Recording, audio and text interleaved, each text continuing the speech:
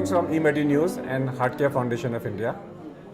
Welcome to our show, Chat with Dr. KK. Today we have an international expert with us, Dr. Renu Virmani, who is a medical director at CV Path Institute, who is all over the world when it comes to histopathology of coronary artery disease. The name is synonymous with Dr. Renu Virmani.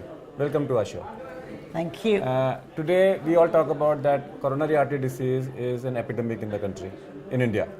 Absolutely. Okay, and younger and younger people are coming. The sudden cardiac death is common. People are dying suddenly. 25 lakh people die every year because of sudden cardiac death. It is also a well-known fact that Indians' coronaries are different. We have more vulnerable plaques. We have more ruptures of plaques and more sudden deaths.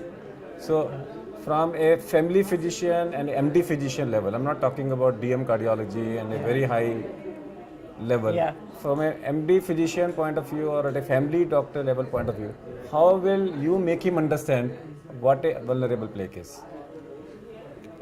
That's a very tough question I know. a point of view of family physician to make him understand what's it. We all know heart attacks occur suddenly. And we've, with science, learned that we can likely predict, I should say, that where those are likely to occur. We know, for example, the proximal left anterior descending artery is a region which has been called as the widowmaker, because that's the artery that undergoes most often plaque rupture. So the question really is, plaque rupture, thrombus, can we predict that site? And actually from our studies we can say that there is a site which looks like what rupture looks like, and so therefore we call that a vulnerable plaque. But it hasn't ruptured as yet. So we want to recognize that before it ruptures, before it makes a widow. So I think that's the criteria. Now, how do we recognize by morphology? We recognize it by its presence of a necrotic core, like an abscess there is. And it has a very thin cap. It's a capsule-like coating, which is just like a tumor, for example. Now, that little cap that tears apart and gives rise to flowing blood thrombose there, and therefore that's how thrombosis occurs. But I think we can recognize this today by CT. You can do angiographic CT and you can see the vessel wall. In the old days, we only recognized lumens. It's important that the thrombus occurs because of the wall disease, not because of the luminal disease. It occurs because of the disease in the wall. So we must learn to recognize that wall. Is it abnormal or isn't it abnormal before it causes a symptom? And that's how I think we can in that case, all patients who are high risk, that means uncontrolled hypertension, diabetics, smokers, they should have a 64 or a coronary CT done for morphology? You know, there are studies which are easier. There's a study which Dr. Valentin Fuster has done, which has looked at 7,000 people in Texas. What they did, they sent out vans, and they were doing intimal medial carotid plaque volume rather than intimal medial thickening. And that's a non-invasive procedure. You can do that. They also did CT. Not to say that they didn't do CT. They did CT, they did whole body CT. In fact, what they showed was just the carotid volume plaque volume, not intimal medial ratio. It's the plaque volume. If you do the plaque volume, you can actually predict which patient is going to have a heart attack or predict. Is there a number for the volume?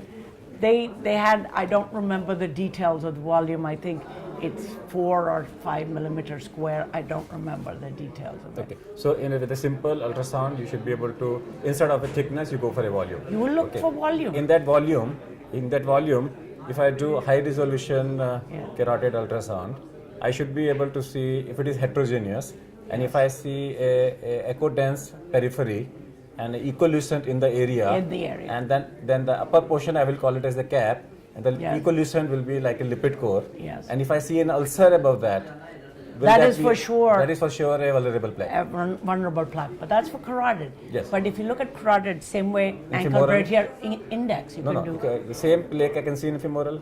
You could see if you did ankle brachial index. No, I'm only talking about femoral plaque. And femoral Plaque artery. is not as predictive in the predictable. But ankle brachial index is. Index is much better. And if I do a transesophageal and look for the descending aorta, plaque and there, rupture of the plaque and vulnerability, is there any study? There's no good study which has done all that. There are some studies that are showing, and that again comes from Mount Sinai, Dr. Fuster's place. What they did CT again, looked at the plaques in the aorta and showed that plaques in the aorta also rupture and that they can be predictive of what's going on. So for me, CT is expensive. Okay. Echo is the cheapest thing. Ankle-brachial index is cheap. So we should be able to predict from those. And if you want to do CT, absolutely. If calcium score is another one which predict whole body calcium, if you had in the arterial tree a lot of calcium, you can be rest assured you have coronary disease. Now I don't know in Indians, this is all done in Americans, done in Europeans. So with the carotid, we get, if I take carotid as a criteria, yes, as a carotid volume, because I do carotid ultrasounds a lot, yeah, and I'm using the volume as a parameter. Yes. We're doing it every time. And we are finding that volume is a better predictor than the thickness. Absolutely. That's there. Okay. But my criteria is, I always look at the plaque and see measure the equilucent area. If the equilucent area is more than 40% of the total length, then I think that's a very good criteria. That's the way I roughly take and put the patient on. If I find the lipid core, I put him 80 milligram of statin. If it is no lipid core, I put him on 10 milligram of statin. I mean, that's my rough criteria with no data. But I actually like that. What you should do is we need to do a study amongst Indians, and we need to do a population-based study that is prospective. We'll be able to then predict how good these are predictors for our population. We're different. We're short, whatever, characteristics are different. And I think we need to establish characteristics for ourselves. Okay, if we have a vulnerable plaque, again now we say as an echocardiographer, we label vulnerable plaque. Yes. Now, what are the treatment modalities available where you have shown them regressing? I'm talking about, yes, because the regression you will prove. Statins is the only. Statin is the only one which has high dose statins. Now, people are saying if you do risk management, you can actually show a reduction, but it's more anecdotal rather than real studies because it's very hard to change people's habits. As Dr. Fuster I was just at his meeting, and he very nicely showed, he said, it'll have an effect for 3 months in a patient. Even after he's had a heart attack.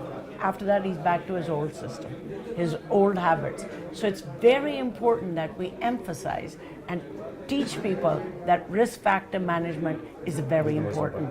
Yeah. Any role of aspirin or anything? No. I believe in the role of aspirin. I believe that aspirin, I've been on aspirin for 20 years. I believe it is a good thing because after all, the thrombus forms from platelets. And if you can reduce the platelet reactivity, I think you have a better chance. Okay, let me go away from the vulnerable plaques. Yes. What are your hobbies? What are my hobbies? Traveling. Traveling? Yes. So you travel all over? I have traveled all over, thanks to my husband. The best 3 places you have traveled? I've Patagonia in Chile, just absolutely beautiful on earth. The second best place, I've been to South Georgia Island, which is very close to the Antarctic. And the third prettiest place probably is Baffin Island, around Baffin Island. Okay. If the government of India invites you to come out a major policy change to reduce the burden of coronary artery disease in the country, what will be your suggestion? Diet. Diet. I would say all this ghee is not, fried is not allowed, and that we emphasize what is healthy food and sweets. The Indian population loves sweets. They eat fried food all the time. They believe in ghee as being the best. We know that is not true. Specifically is trans fat, which we and trans fat. We must get rid of that ideas. And I think we will not only help hypertension, salt of course uptake is also very important. But if you manage food and teach people about food intake, I think we can solve a lot of our problems. Recently there is a guideline change and they say that instead of mouth-to-mouth resuscitation, only hands-on CPR is sufficient for revival of a person who has died of a sudden cardiac death. Yes. And the mantra is within 10 minutes of death, earlier the better. At least for the next 10 minutes, compress the center of the chest with a speed of 10 into 10, and that is 100 per minute. Yeah. What are your views about teaching it to the public? Oh, I think everybody should know. Every high school kid should be, before they graduate, should know how to do CPR, because you could save a large number of people who are dying suddenly. I absolutely believe mouth-to-mouth respiration is not required. I think it is majority of the time it's cardiac death where we really save people. We can't save most of the time other causes of death. So what Dr. Renu Virmani says is that if she is a policymaker in the country, she will emphasize on diet, diet and diet. A healthy diet can prevent not only heart attacks but also cardiac arrest. Thank you for being in our show. Thank you. We're grateful.